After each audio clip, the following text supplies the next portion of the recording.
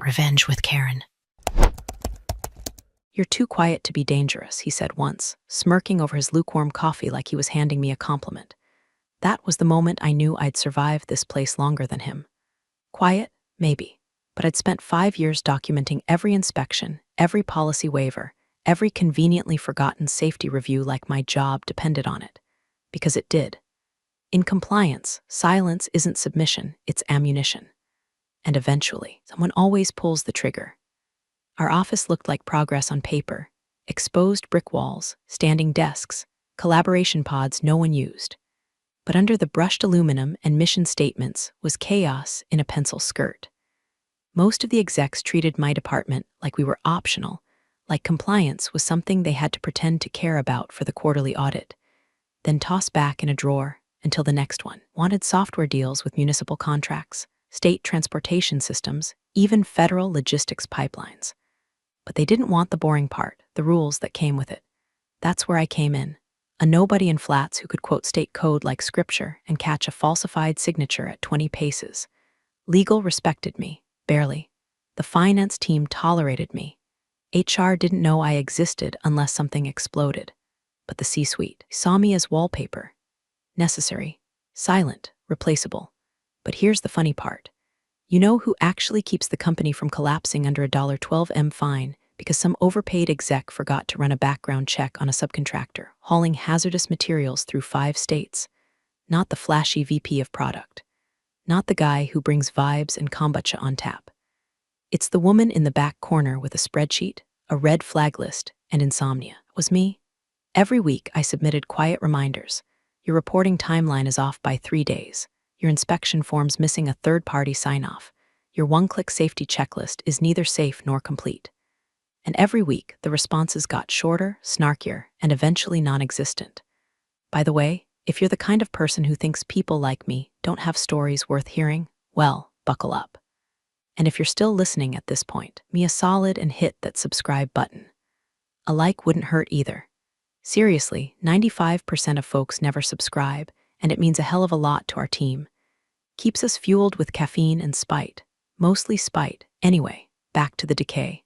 The shift happened slow, like mold in the fridge. One executive got poached by a unicorn startup. Another left after some whispers about expense reports and a vendor with suspiciously tight yoga pants. The time our 4th COO in 3 years showed up, the building had the scent of desperation covered in vanilla air freshener. The new guy, Brett, walked in with teeth too white and shoes too loud. He called himself a systems disruptor, which I guess is corporate for burns things down and hopes someone else cleans it up. He took one look at our compliance protocols and said, "Looks like we're heavy on bureaucracy."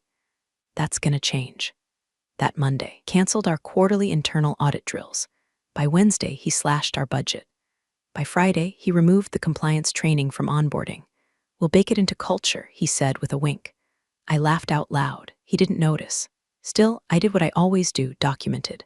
I updated my risk matrix. I logged the policy rollbacks. I flagged our public sector contract obligations in bold, underlined red, and I warned them again and again, gently at first, then directly. We're operating out of compliance with state inspection codes. If this goes unaddressed, we're liable. His response: "Thanks, sweetheart. I've got bigger fish to fry." Like I was asking him to fetch a latte instead of preventing a multi-million-dollar shutdown.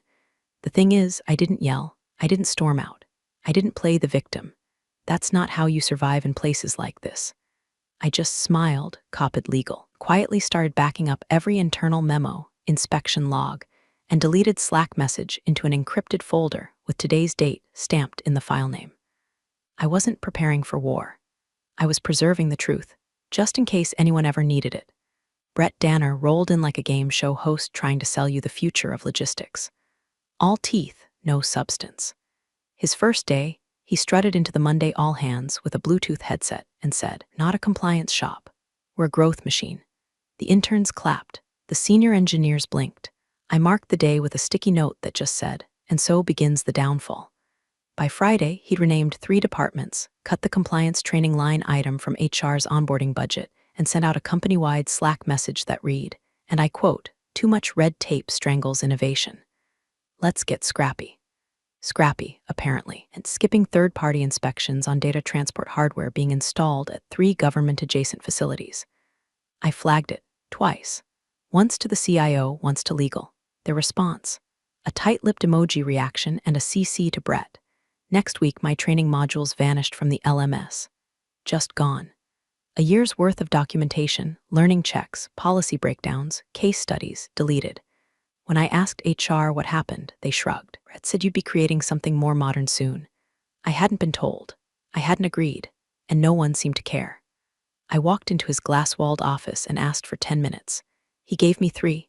You're the rules gal, right? He said, not looking up from his phone. I'm the compliance manager, I replied, and I'd like to understand the rationale behind suspending our training materials and audits, especially when we're onboarding 2 new state contracts this quarter. He smiled like a man who's never once read the fine print on anything, because they're boring. And no one learns from lectures and checklists. We're modernizing. By skipping legal obligations, I asked. By trusting our people to be adults, he countered. Do you think the state cares if we've checked a box or not? They care if the work gets done. Which it is. Right? Wrong. But I didn't say that. I just nodded and walked out. There's a certain flavor of arrogance that can't be taught out of a man. Brett had a full bowl of it every morning with his protein shake. I went back to my desk and opened our internal compliance wiki to update my notes. That's when I noticed the revisions tab. 2 of my latest policy advisories, flagging unsafe timelines and missing data logs, had been rolled back, erased. No change logs, no discussion, just gone. I dug deeper. 7 previous audit flags I'd marked in the past month, deleted. 4 procedural exceptions I'd escalated to ops, missing. It was like someone had power washed my paper trail, or tried to. But I wasn't new. And I didn't trust the company's cloud any more than I trusted Brett's cologne slick logic. Every policy I ever wrote lived in triplicate, 1 on the server, 1 in a secure backup, and 1 in a private, offline archive only I had access to. That night, I started cross-referencing deleted logs with the contract obligations for our 2 newest state-level clients. Turns out, we were already out of compliance on multiple fronts: missed safety verifications, vendor clearance gaps, incomplete site readiness forms. I drafted a warning memo, bullet-pointed, neutral tone, cited clauses, sent it to Brett, CC'd legal and the COO inbox. No response. 2 hours later, edit access to the audit logs was downgraded. The system now required executive review before publishing updates, so I tried again, a little louder. This time to legal directly. If this isn't reversed, we risk formal breach. They replied the next morning, thanks, noted. Like I'd just told them the break room was out of coffee filters, so I pivoted. If they weren't going to listen, I wasn't going to keep shouting into the void.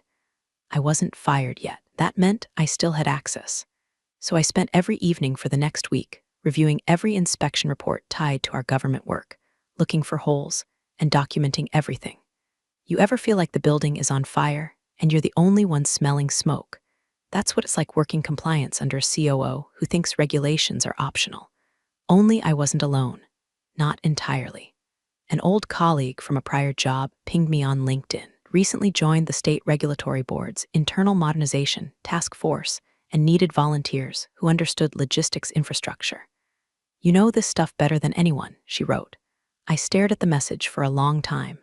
Then I said yes. The first meeting with the state regulatory board was held in the back of a library conference room with bad coffee and folding chairs that squeaked like rats in heat. No one wore suits. No one said synergy. It was glorious. I sat across from a former OSHA inspector, a retired civil engineer, and a software analyst who looked like she hadn't blinked since 2009. These weren't move fast, break things types. These were the people who fixed what got broken when the fast movers crashed into something expensive. They welcomed me with open laptops and tired eyes. Why are you here? Someone asked. Because my company thinks rules are optional, I said. No one laughed, just nodded. The arrangement was legal. I made damn sure of that. After-hours volunteering. Unpaid. Clear conflict of interest disclosures. No trade secrets shared. Nothing confidential. I was a citizen helping improve the systems that kept our state's logistics backbone from collapsing under fraud and laziness. If that made me disloyal, then maybe they should have asked why loyalty required silence. Every night after work, I reviewed procedural case studies and cross-referenced our internal gaps with the board's audit models. I wasn't turning them in yet. I was preparing, like a woman quietly buying sandbags before hurricane season while her neighbor insists the storm's a hoax. Back at the office, things got worse. Brett started treating compliance like it was a nuisance he could automate. He introduced something called confidence certification, basically a checkbox on our internal dashboard that said I trust this is complete in lieu of actual documentation. He wanted every department head to click it once a week. No files, no sign-offs, just vibes. I refused to endorse it. Sent a memo detailing how the system lacked verifiability, audit trails, or legal defensibility. He replied with a one-line slack, "Don't overthink. This isn't court." No, I thought, but it will be. That's when I started the archive. A private, encrypted folder, every deleted policy, every unauthorized waiver, every compliance gap left hanging like a snapped seatbelt in a speeding car. I printed hard copies of key files and stored them offsite. I wasn't paranoid. I was experienced. Then came the site inspection incident. We had a scheduled verification at a shipping node in Richmond, a joint contract with the State Transit Authority. I'd flagged the site 6 months earlier for outdated environmental hazard controls. The inspection got delayed, then rescheduled, then postponed indefinitely. On paper, the site still needed to pass 5 key safety checks before we could claim compliance. But on Tuesday, I got a PDF in my inbox marked Final Inspection Approval. The digital signature? Mine. Except I never signed it. I checked the metadata. Someone from Ops had copied my signature from an older document and pasted it into the new form. Sloppy, arrogant, illegal. I walked into Brett's office with the forged form in one hand and a paper copy of our contract clause in the other. "This needs to be retracted immediately," I said. He didn't look up from his laptop. "It's done. It's fraudulent." He finally looked at me. "It's a formality. We needed to show good faith progress, certifying that a site passed inspections it never received. That's not a formality. That's a false attestation under state law." Brett leaned back, smug. "If you're so worried, just file a memo. That's what you do, right? Write little memos." I stared at him for a beat longer than I should have. I wasn't going to scream. I wasn't going to threaten. I wasn't going to play the part of the hysterical compliance lady. Instead, I walked back to my desk, opened a blank template titled Ethical Exception Notice, and formally refused to sign off on the Richmond site. I included the forged file as an exhibit, sent it to legal, CC'd Brett, attached the relevant statute. No one replied. But the next morning, my access to the site inspection folder was revoked, so I printed it, every single document tied to that site, and added it to the archive. It started with a calendar invite that smelled like bait. Quick HR sync 15-min no agenda. The kind of meeting that screams we're documenting this. I wore gray, neutral, forgettable. HR was already in the room when I arrived, Paula, the same woman who once tried to implement Pet Picture Wednesdays to boost morale. She smiled like she was about to euthanize a puppy. "Just a quick chat," she chirped, gesturing to the chair across from her. "We've received some questions, just routine stuff, nothing serious." Nothing serious always precedes something venomous. She opened a folder that didn't need to exist for a quick chat. Inside, a printout of my LinkedIn activity. A timestamped Slack message I'd sent at 6:42 p.m. weeks ago. A screenshot of a regulatory board's public Zoom webinar with my name in the participant list. "Have you been doing any external consulting?" she asked, eyes wide with feigned innocence. "I volunteer with a state oversight task force," I said evenly. "Unpaid, fully disclosed in my annual conflict of interest form. You have a copy on file," she blinked. "Ah, yes." But Brett raised some concerns that perhaps this affiliation could be seen as competitive. "You know, given the nature of our contracts." I smiled without showing teeth. "The nature of our contracts is exactly why I joined." She didn't like that. You could see it in the way she shuffled her folder like she wished it contained a pink slip. Brett's fingerprints were all over this. HR doesn't randomly wake up one morning and start monitoring your Zoom background for logos. This was orchestrated. I left the room with no write-up, no warnings, no formal reprimand. Just a sense, you know the one, when the forest goes too quiet. By Thursday, my project assignments started disappearing from Jira. Reassigned, on hold, redundant. I wasn't told. I wasn't included in the meetings, only found out when someone from Dev pinged me. "Hey, who's handling compliance review now?" Good question. Friday morning, my badge didn't work at the main elevator bay. Facilities told me it was a glitch but couldn't explain why my name had been moved to a different access group labeled Tier 2 Limited. I could still enter the building, but not the executive floor, not the server room, not the compliance records archive. They didn't fire me, tried to erase me, quietly, like digital whiteout. It was almost poetic. I'd spent 5 years warning them what happened when you tried to pretend compliance didn't exist, and now they were pretending I didn't. I could feel the trap closing. Slowly, padded jaws. No teeth, not yet, but I wasn't scared. You only panic when you don't know what's coming. And I did. I had seen this play before, just never from such a tragically underqualified director. Thought they were isolating me.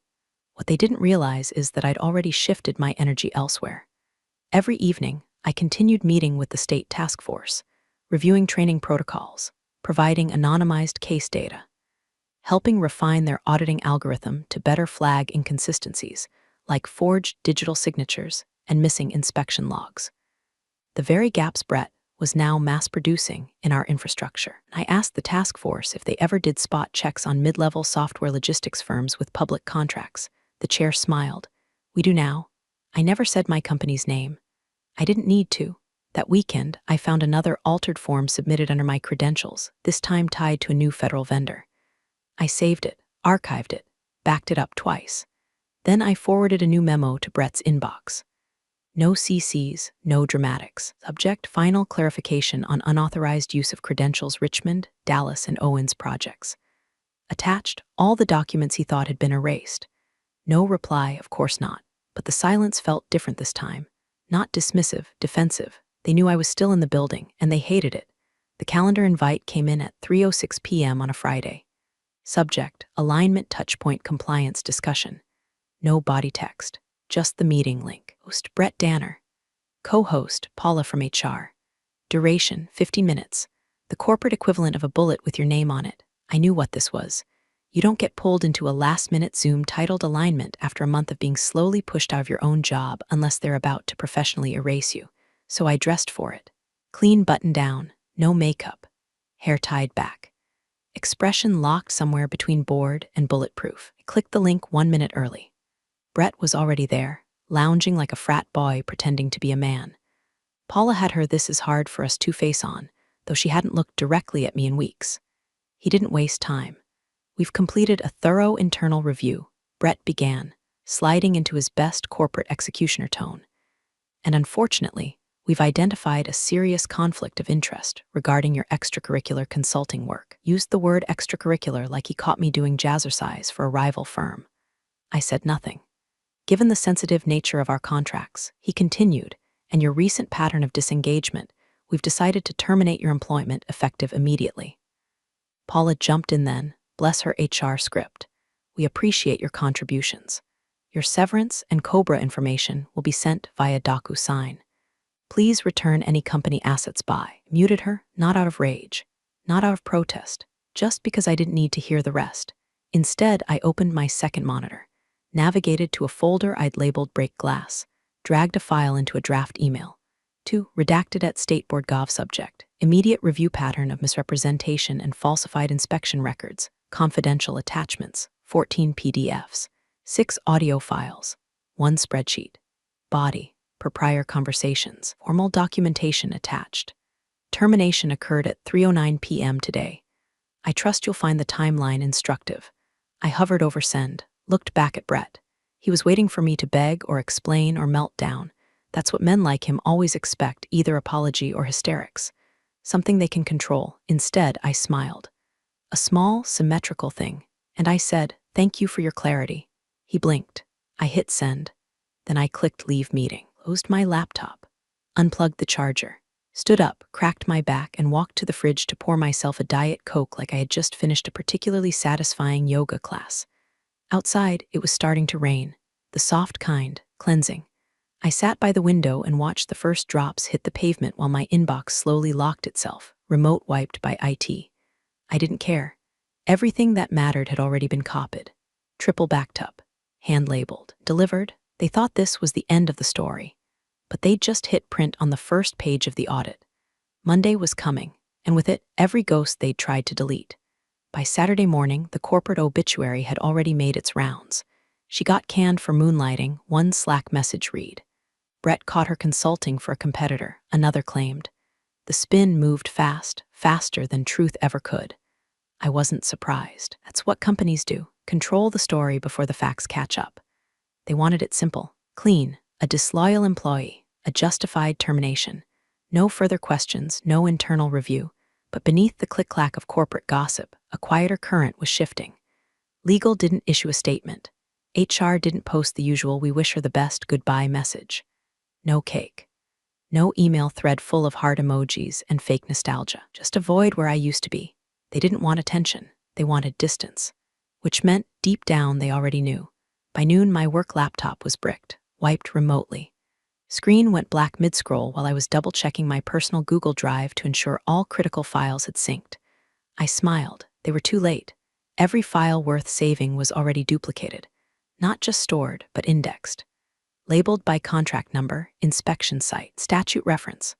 I didn't leave breadcrumbs. I left a damn map. I spent the rest of the weekend at my dining table surrounded by open folders, legal pads, and 2 dead pens. I reviewed every site inspection Brett had signed off on in the last 90 days. Dallas, Owens, Richmond. Site 4B was the worst. It had missing HVAC clearance signatures and a falsified emissions form dated 2 weeks before the equipment was even installed. Each file I opened smelled like gasoline waiting on a match. By midnight Sunday, I had what I needed: a timeline of active violations, manipulated documentation trails, and signed attestations that would fail even the gentlest audit review. Not enough to bring the company down, but enough to freeze every public sector contract they currently had pending. And that was enough. I logged into the state board's secure drop portal and uploaded the packet. No commentary, no editorializing, just the truth formatted like a compliance officer's middle finger. I ended the submission with one line: recent termination may indicate obstruction of internal reporting. That's all I had to say. By design, I wasn't allowed to comment further. Once a formal filing is made, the agency takes over. No contact, no back channels, just the ticking clock of procedure and consequence. Still, I didn't sleep. Not because I was anxious, because I was focused. They fired me for being a threat. Now they'd learn what kind of threat I actually was. Brett had spent his short reign trying to erase the evidence, bury the audits, silence the risk. But systems don't forget. Logs don't lie. And the people who know how to read them, we never leave quietly. At 8:57 a.m. Monday morning, the receptionist at the front desk, Tamara, always polite, always caffeinated, buzzed the executive floor with an edge in her voice. "Hi, I've got 3 gentlemen here from the State Oversight Board. They say they're here for a facility audit." Silence on the line, then a click. By 9 a.m. sharp, 3 regulators in gray jackets and lanyards stepped through the double glass doors like they'd just walked off a courtroom procedural. Not angry, not aggressive, just calm, practiced. The kind of calm that makes guilty people sweat. Brett didn't recognize it yet. He thought it was a misunderstanding. "Gentlemen, I think there's been a mix-up," he said, already reaching for his PR smile. "We've got a formal review scheduled next quarter. You must be early." The lead inspector, older, built like a former linebacker who'd traded helmets for clipboards, didn't blink. "This isn't a scheduled review, Mr. Danner. This is a surprise inspection. Per State Statute 42A, Section 17, immediate compliance requested." He handed Brett a sealed folder, the kind that comes pre-labeled. Inside, a warrant for site access and a list of required documents. Brett chuckled. "You can't be serious." "We've got meetings, product demos, we're serious," the inspector said flatly. "Please gather your compliance officer." Brett's mouth twitched. "She's no longer with the company." The inspector nodded, so we assumed. He turned to Tamara. "We'll need access to the compliance archives, digital infrastructure logs, and physical inspection reports for all active public sector contracts, starting with Dallas, Richmond, and Owens sites." Tamara blinked, unsure if she should be looking at her boss or the man with the badge. Brett tried to pivot. "Look, I think we should loop in our legal team." The inspector opened his tablet and started reading. The attestation dated April 17th lists HVAC certification for the Owens facility. "Need the raw data logs, inspection photos, and the signature trail." "I will need time to pull that. We'll wait." They moved like a surgical team, quiet, methodical, not a wasted step. By 9:15, IT was scrambling to find badge scan data that hadn't been archived correctly. Legal was texting outside counsel. Paula from HR was nowhere to be found. By 9:30, the inspector reviewing the Richmond file raised an eyebrow. This form's signature is a JPEG overlay. No metadata. Who submitted this? The room went still. Brett stammered something about delegated authority and interdepartmental handoffs, but the inspector wasn't listening to him anymore. He turned to his colleague, nodded once, and muttered, "Matches the tip." "Exactly." Brett looked up. "What tip?" The inspector didn't answer. But I knew. Because across town, I was watching the headlines refresh. Regulatory oversight launches surprise review of key state contractor. And below that, a line that made me set my coffee down slowly. Officials confirmed the audit was triggered by a highly detailed anonymous submission alleging falsified inspection records and internal suppression of compliance reporting. Highly detailed. Anonymous. I didn't need credit. I didn't want it. Watching Brett's world unravel by nothing more than a clipboard, a statute, a locked door policy review, that was the reward. They always thought people like me were harmless, until the paperwork bit back. By Monday afternoon, the building was quieter than a church with a broken air conditioner. You could practically hear the anxiety humming through the walls like exposed wiring. Brett had stopped smiling. Legal had stopped answering calls. And the regulators, they were just getting started. The first crack came at 11:42 a.m., and the systems team confirmed they couldn't generate real-time badge data for the past 60 days.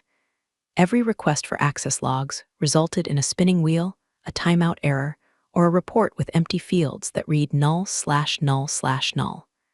The lead inspector didn't raise his voice, just typed something into his notes and said, "That's a data integrity failure. Mark it." They moved on to file audits. The 47 site inspection forms requested across 3 projects. Only 31 were available in any form. Of those, 12 had been altered after submission, 7 had no metadata, and 5 included cut and pasted signatures, mine among them. "Who's the compliance lead on these?" one of them asked. Brett's voice was tight. "She's no longer with the company." Another inspector lifted a folder, flipping it open with latex-gloved fingers. Convenient. 2:15 p.m. One of our biggest clients, Midwest Transport Authority, emailed to say they were pausing deployment pending results of the audit. Their legal counsel requested all third-party site validation logs. We didn't have them. We never had them.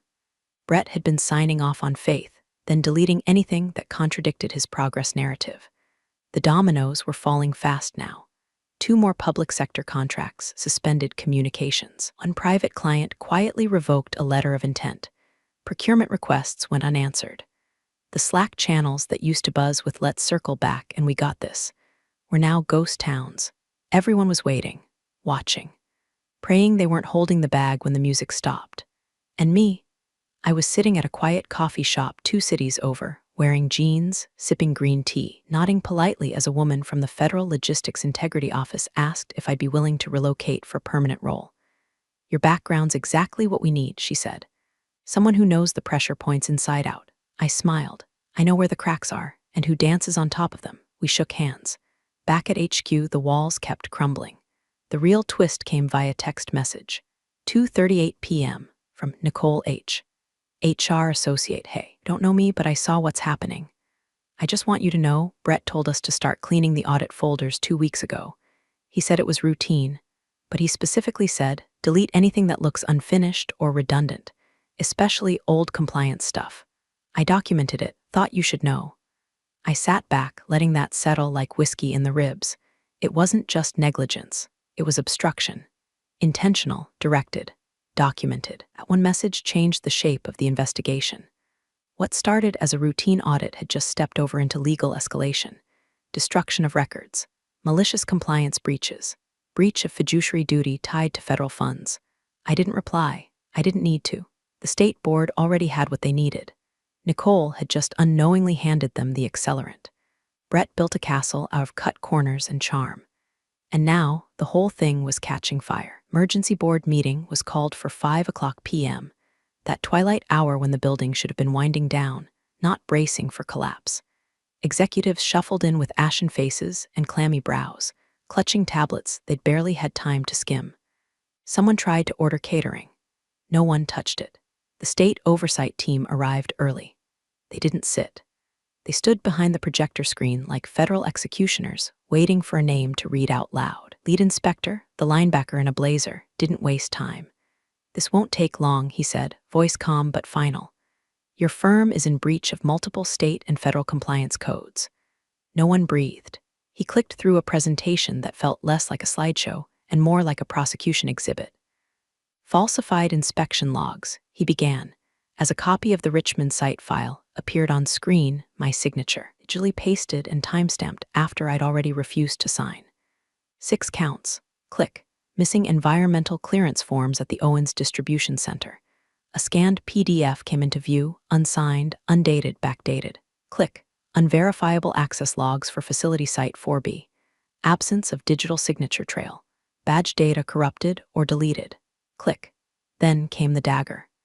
"In addition, credible evidence has surfaced that your chief operating officer, Brett Danner, ordered the deletion of internal compliance documentation directly tied to government contracts currently in execution." All heads turned to Brett. He tried to laugh. "That's absurd. We have versioning logs. This can't be verified." The inspector raised a hand. "We have the email, Mr. Danner, and 2 sworn statements from staff." Silence fell like ash. A board member finally spoke. "Effective immediately, Mr. Danner is suspended pending internal review." Brett opened his mouth, closed it, sat down. The first time in months I imagine he'd felt gravity. The inspector continued. "Contracts under public funding are now frozen. Regulatory certification is rescinded pending a full audit. Any active deployments must cease within 48 hours. Someone gasped. A marketing exec dropped her pen. The CEO tried to salvage the tone. "We can appeal, surely no." "You can cooperate," the inspector replied. "We escalate to federal review." The screen faded to black. Inside that room, reputation died. Outside it, headlines bloomed. "Key software vendor under state investigation for inspection fraud." "COO suspended following compliance breach." And then, late that evening, a different kind of post appeared. No scandal, no press leak. Just one calm, measured sentence on a blue background. "Proud to join the State Oversight Office full-time. Excited to protect workers and integrity everywhere." No hashtags, no fanfare. Just a name signed beneath it. Mine. The woman they fired for doing her job too well. It went viral within the hour. Every executive who had deleted my memos saw it. Every contractor who'd ignored my warnings read it.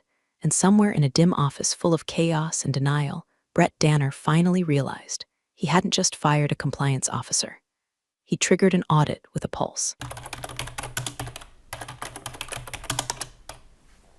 Appreciate you sticking around, you wise old rebels. Smash that subscribe button, or this fossil might just cause another epic fiasco.